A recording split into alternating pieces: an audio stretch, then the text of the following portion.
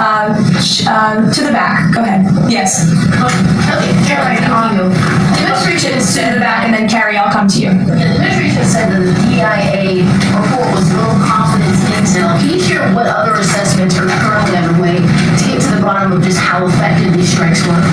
Yes, well, I can assure you what the CIA director said, that when we look at the entirety of the intelligence that we have to this date, it concludes that these strikes on the Iranian nuclear facilities were absolutely successful. It was a total obliteration, as the president said, and not only does our own intelligence say that, but also the Iranian foreign minister has said that. We saw Israel conclude the same thing based on their own intelligence. We also had the United Nations say that as well. So I think the only other time the United Nations, Israel, Iran, and the United States has agreed on something is that the sky is blue, but they all agree that Iran's nuclear facilities were completely demolished. And I would just like to reemphasize, you mentioned this was a low confidence preliminary intelligence assessment, and the entirety of that assessment was not leaked to the media. Only tidbits of that assessment were leaked to CNN. And we have seen this playbook run before, where you have people in the intelligence community, or perhaps on Capitol Hill, we don't know, but I believe the FBI is investigating to find out who that leaker was,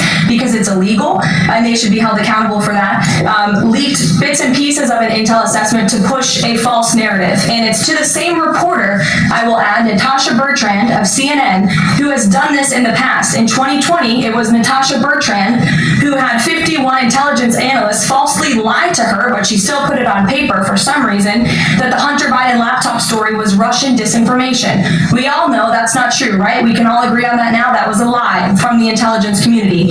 Also in 2020, this same reporter, Natasha Bertrand, wrote that a top intel agency ruled out the man-made lab leak theory of the coronavirus origins. Again, the president was right about that. This reporter wrote a lie from the intelligence community to seek a narrative she wanted to prove, and guess what? We now know that's the truth. Also, in 2024, Bertrand pushed the suckers and losers hoax. She also pushed the fine people hoax, which was taking the president's words purposely out of context. And then last October, and I believe this is notable, Natasha Bertrand published an article in Politico from the intelligence agency.